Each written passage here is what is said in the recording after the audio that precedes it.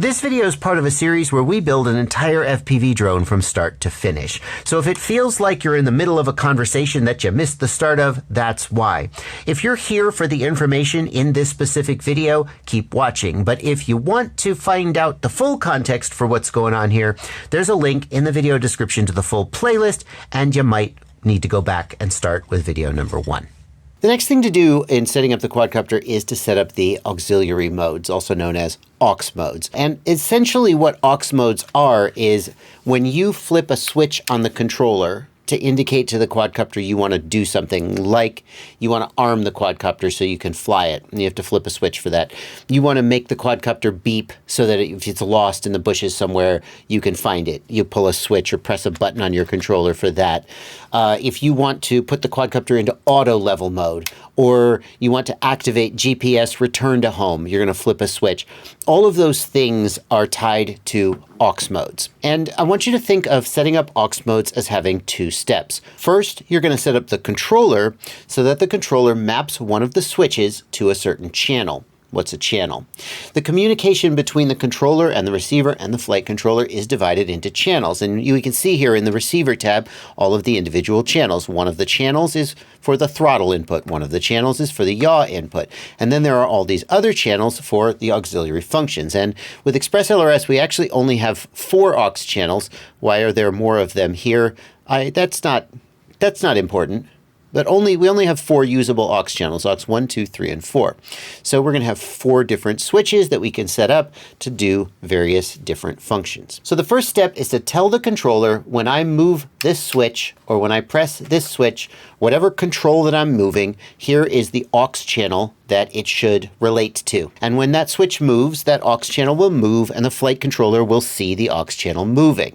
That's the first step. So let's go through that step. Here on the radio, I'm going to press the model key. And then I'm going to press page to go to the mixes screen. And the mixes screen is where you are going to create the relationship between the physical control, the switch or button or knob, and the aux channel that that switch manipulates. Now you can see that channels 1 through 4 are already assigned to our 4 main control inputs, and we're going to leave that alone. Depending on your radio setup, you may also see things set up for channels 5, 6, 7, and 8. If you're using the Radiomaster Boxer as it was delivered to you by Radiomaster with one of their pre-configured models, they may have already mapped some switches for you, and that's okay. But if, like me, at the beginning of this process, you created a brand new fresh model, then you don't have anything on those channels. Either way, I want you to go through what I'm about to show you just so your radio is set up exactly like mine. So if you do have things on channels 5, 6, 7, and 8, then I'm going to suggest you highlight it, long press, and delete. Only do this if you're working on a model specifically for this build. Like if you actually have a quadcopter you've set up previously and you have like stuff there, make a new model. Start from scratch. Don't mess up an existing one. But if you're just working on the default model, let's just get on the same page. So I want you to delete those until channels 5, 6, 7, and 8 are completely blank. And before we assign these channels, we need to ask ourselves what switches are we going to use for what functions? Because here's the thing. This radio has way more switches and knobs than we have available aux channels. We have 4 aux channels. We have 1, 2, 3, 4 switches. We have 2 knobs. We have 1, 2 buttons at the top. We're not going to be able to use all of those. Well, there are complicated ways you can program radios to sort of combine switches and stuff, but we won't be getting into that today. Today, we're going to map 1 switch to 1 channel. So we got to think about which of these switches we're going to use. Now, what I like to do is I like to think about the functions that I'm going to want to set up, and then think about which switches I'm going to assign to those functions. So the very first function I'm going to set up is the arming function, which basically tells the quadcopter, start the motors, I am about to begin flying you. And when the quad is disarmed, it won't spin the motors, and that's just a safety precaution. Kind of like putting the ignition in the car and turning the engine, although this is a battery, not a gas engine. You don't actually start it like that. And what I like to do is use the 2-position switch here on the face of the radio to arm. Now, some people would argue that this big shoulder switch here is better for arming because your hand kind of rests here, and that's debatable. If you really like that, you can set it up that way. This is completely personalizable. But personally, I find that having to pull in and press to disarm means that I often like jerk the throttle a little bit I've noticed sometimes if I have a radio set up like that, I'll be holding the switch stick like this, and when I go to disarm, it kind of makes me jerk the throttle, and I don't like that. So I like to put the arming switch here on the front of the radio, which is totally easy to flip, just really easy to flip without messing anything up. Now, the next thing I want to point out to you is that the numbering for the aux channels is a little bit confusing. Notice that the radio says we have here channels 1, 2, 3, and 4, which are our main control channels, and then channels 5, 6, 7, and 8. But in Betaflight, it has channels roll, pitch, yaw, and throttle, and then aux 1, aux 2, and so on. Aux 1 is channel 5. It's the first aux channel. A lot of times it can be confusing because you'll say channel 5 and people will hear aux 5 and then they'll get off. So don't let that happen. There is a rule in Express ELRS that the arming switch has to be on channel 5, aux 1, and the arm position has to be high and the disarm position has to be low. So we must assign our arming switch to channel 5. We're going to go down to channel 5. We're going to click the jog wheel one time. That'll create a new mix. We're going to go down to source. We're going to click the jog wheel one time, and the source will begin blinking. The source is the physical control that is going to be used to manipulate this channel. And what I'm going to do is, while source is blinking, I'm just going to move this switch that I want to use to do the arming function. And when I do that, you'll see that that just fills in whichever switch I just moved. And then if I click the jog wheel one more time, that is preserved. That is all you need to do. And now what you should see is that when I flip the arm switch, or when I flip that switch, channel aux 1, channel 5, same thing, goes up and down between 1000 and 2000. Now we can tell the flight controller what position that switch is in. The next step is to tell the flight controller what that frickin' means. One of those is going to be armed and one is going to be disarmed. And the way we're going to do that is to go to the Modes tab. And in the Modes tab, we're going to, first of all, we're going to disable hide unused modes because we want to see all the modes while we're setting up. And we're going to go to the arm mode and we're going to click add range. The next thing we're going to do is we're going to flip that switch. And I want you to watch what happens here in this pull down menu when I flip that switch. Notice that when I flip that switch, whichever aux channel I moved is automatically filled in there. We can manually select the aux channel if we know which aux channel we want to use to control this mode, but we can also just set it to auto and flip it. So now that that is set up, what you should see is that when I move the switch, this little yellow tick mark moves back and forth, indicating the switch position.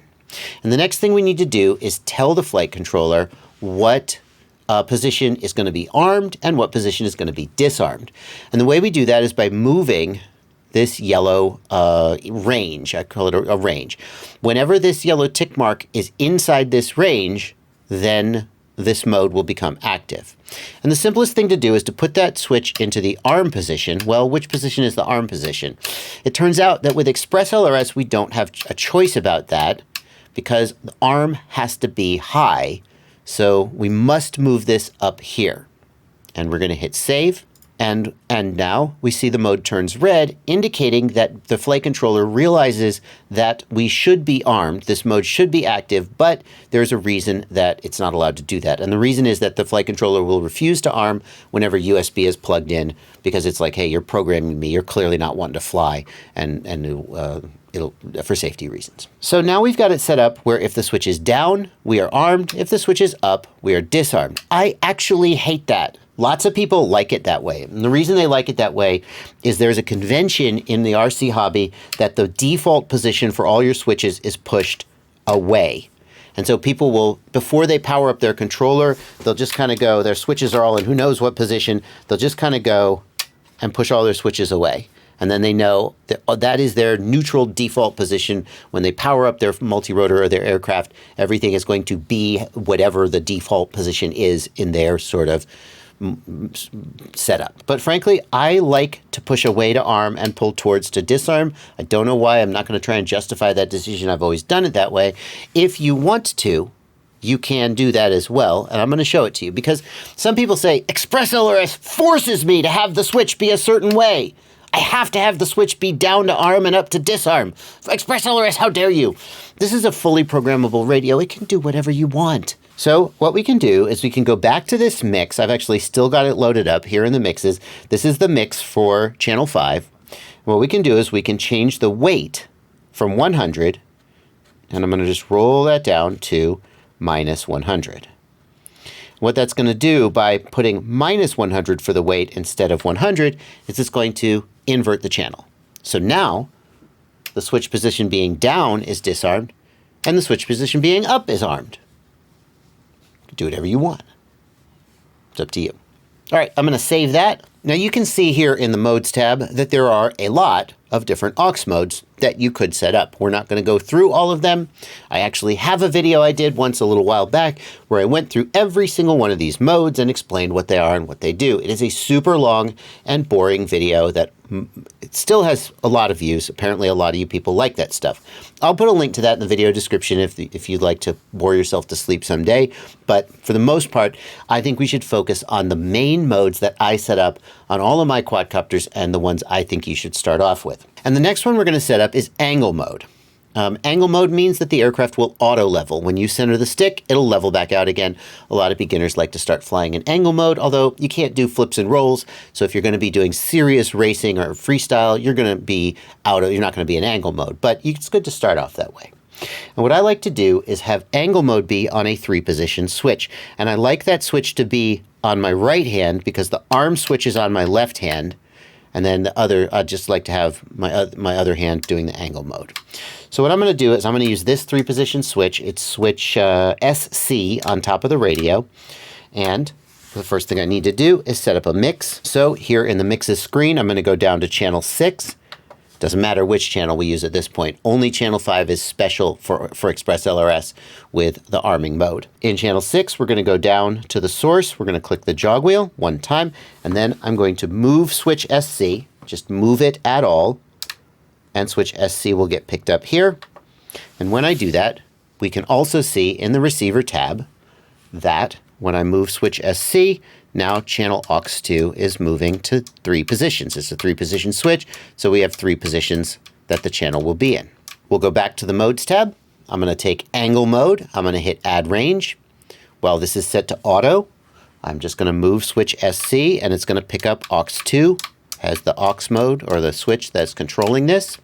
And then I'm going to put that in the middle position. Oh, look, this range is already in the middle position. I'm just going to hit save. When that switch is in the middle position, we'll be in angle mode. When it's in the up position, we will be in acro mode for doing flips and rolls and freestyle and racing. If you wanted to, you could decide that you want angle mode to be your default. And I said that most people will pull all their switches upwards in order at the beginning of turning their radio on. So what you would do is you would put switch SC in the up position, and you would move this over here, and now the up position would be angle mode. And then you would sort of start up with the switch in angle mode, and then the middle position could be acro mode for you. It's totally up to you. Personally, I like acro mode to be the default, so I'm going to put it like this so that the default is to have angle off, middle position is to have angle on. While we're here, what about the down position? What about that 3rd position?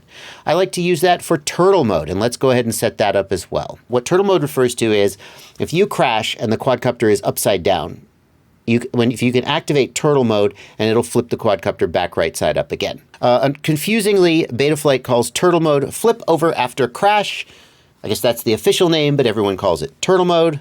So we'll hit add range here. Once again, we will move switch SC, and we'll see that aux2 gets picked up here. We're going to put that switch in the down position, and we're going to drag this over. By the way, I need to show you this. You can change the size of this. I'm just dragging it around because, like, if you wanted to have something like this where both the middle and the down position activated a mode, for some reason, you totally could do that, but I'm not. And now if we scroll up to the top and we hide unused modes, you can see what we've got so far. Angle mode, flip crash mode. This is going to be acro mode. There is no separate acro mode. It's just when you don't have angle mode, you're in acro mode. And we've got an arm disarm switch. We're well on our way. There's one more thing I want you to set up. So go ahead and disable hide unused modes. And that is going to be a beeper. It's very good to have a beeper on your aircraft. You can have a dedicated beeper that has it's just a really loud buzzer and it goes beep, beep, beep, beep. But we don't have one of those on this because a little extra money, a little extra, there's not really room for it. Instead, the aircraft can beep the motors. Like when you plug in a battery and it goes doo-doo-doo, it can just beep them. That's the motors beeping, actually, if you didn't know that. So what I like to use for beeper is this momentary switch right here. So I can just press it, beep, beep, beep, beep, beep, beep, beep, as I'm looking for my quadcopter when it crashes and I can't find it. So I'm going to go down to channel 7. Again, it doesn't matter. It's just the next blank channel. We're going to go to source, click one time so it's flashing. We're going to press this momentary switch on the shoulder. It's going to pick that up as switch SF. That's it. We're going to back out and we're going to find the beeper mode. Here's the beeper mode. We're going to hit add range. We're going to press that button one time. It will pick up that aux 3 is the one that we moved. And then what I want you to do is hold that button down. Look at where this tick mark is. That's the switch position that's going to activate this mode, and drag this over to cover it and press save. When we press that button, the beeper will activate. We need the battery plugged in. That's why you're not hearing the beeper right now. And if I hide unused modes, this is what your screen should look like at this time. So to recap, in order to set up your aux modes, first assign a switch to an aux channel in the radio's mixer screen. Then go to the modes channel, add a new range for the aux mode in question, move the control to have it pick up which aux channel is going to control that mode, and then drag the yellow slider into a position that corresponds to the switch position that activates the mode. That's going to do it for this video. I will see you in the next one. There is a full playlist down in the video description if you want to see all of the content in this series. As well, I'll put a card on screen if the platform that you're watching on shows you cards. I'll see you in the next one.